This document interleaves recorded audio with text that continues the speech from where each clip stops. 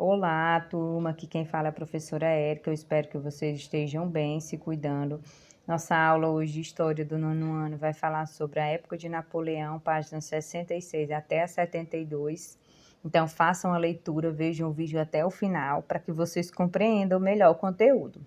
Aqui é a abertura do livro de vocês, do capítulo 5. Esse capítulo será dividido em duas aulas e a gente vai iniciar a aula de hoje falando sobre Napoleão Bonaparte. Então, em sua carreira militar e política, Napoleão Bonaparte, ele teve uma ascensão impressionante.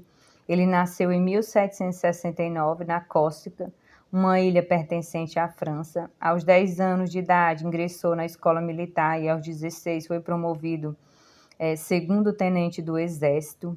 Durante a Revolução Francesa, Napoleão demonstrou um brilhante talento militar, por isso, com apenas 24 anos, foi nomeado general, tornando-se o homem mais jovem a ocupar esse posto no exército francês.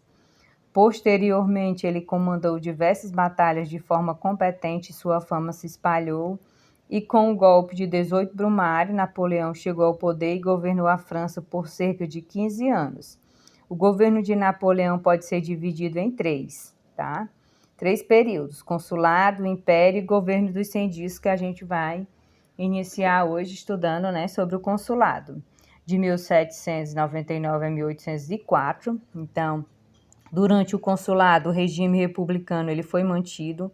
O governo da França era composto por 3 indivíduos, né, cônsules, mas quem de fato mandava era Napoleão, eleito primeiro cônsul. Ele mandava o exército, ele comandava, tá bom? Desculpa, o exército, nomeava membros da administração pública, propunha as leis, orientava a política externa. Nesse período, Napoleão conseguiu perseguir seus opositores por meio de censura e repressão policial.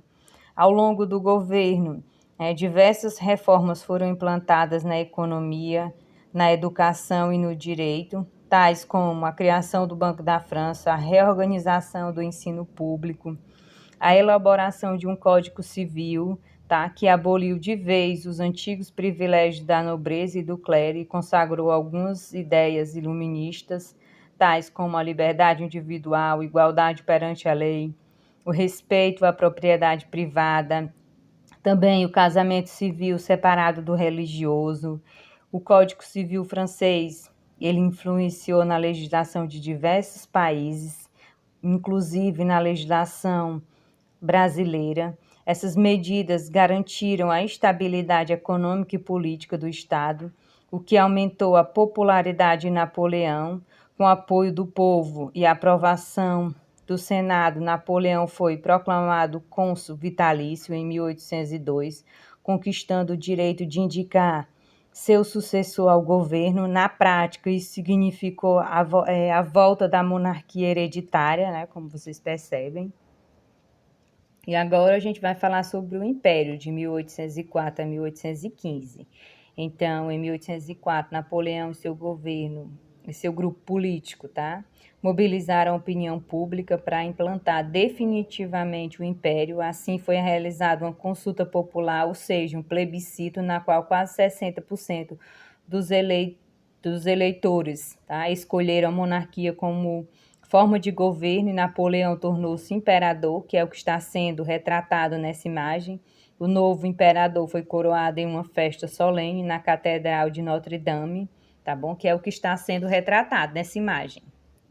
Durante o Império Napoleônico, né, formou-se uma corte composta de oficiais militares, membros da alta burguesia e da antiga nobreza.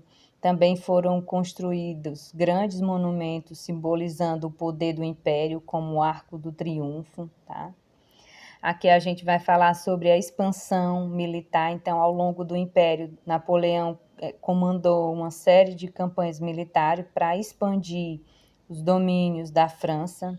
Em 1805, as forças francesas tentaram invadir a Inglaterra, mas foram derrotadas. Em 1812, tá bom? O Império Francês atingiu sua expansão máxima, dominando grande parte da Europa. A expansão militar da época napoleônica foi criticada por diversos setores sociais. Na França, milhares de pessoas lamentavam a morte de familiares enviados como soldados aos campos de batalha. E fora da França, as invasões napoleônicas despertavam reações nacionalistas nos povos conquistados. Aqui a gente vai falar sobre o bloqueio continental. A gente vai ver que em uma nova tentativa de atacar a Inglaterra, o governo napoleônico decretou o bloqueio continental em 1806. Todos os portos do continente sob a influência da França deveriam se fechar para o comércio com os britânicos. Essa medida visava enfraquecer os ingleses por meio de repressão econômica. O bloqueio continental prejudicou a economia inglesa, mas não quanto o governo francês esperava. Alguns governos não aderiram ao bloqueio continental, como o caso de Portugal, ou decidiram rompê-lo, como o caso da Rússia. Como punição, as tropas francesas invadiram Portugal. Essa invasão motivou a vinda da família real portuguesa e de sua corte para o Brasil em 1808. Com isso, a sede do governo português foi transferido para o Rio de Janeiro e as repercussões dessas transferências serão estudadas lá no próximo capítulo, tá bom? Posteriormente, em 1810, os franceses invadiram a Rússia, e é o que a gente vai falar agora. Então, em 1812, os franceses invadiram a Rússia para obrigá-la a manter o bloqueio comercial aos ingleses. As tropas francesas avançavam pelo imenso território da Rússia e, ao mesmo tempo em que os exércitos russos recuavam e destruíam tudo que pudesse ser útil aos invasores. Ao chegar em Moscou, depois de uma viagem difícil, os soldados franceses que já padeciam em virtude da fome passaram também a sofrer com as temperaturas. Então, o exército francês retirou-se da Rússia, mas a maioria dos soldados morreram na viagem de volta. Essa campanha militar desastrosa estimulou outros países europeus a reagirem contra as invasões francesas. Em 1814, um poderoso exército formado por ingleses, russos, prussianos invadiram Paris. Napoleão foi derrotado do poder e enviado a Elba, tá? Uma ilha no mar Mediterrâneo. O trono francês foi entregue a Luís XVIII, o irmão do último rei absolutista, Luís XVI, que tinha sido guilhotinado pelos revolucionários em 1793. Então, rei Luís XVI, ele tinha sido guilhotinado, tá bom? Com a derrubada do poder, né, de Napoleão, né? Então, foi entregue ao poder ao Luís XVIII, tá bom?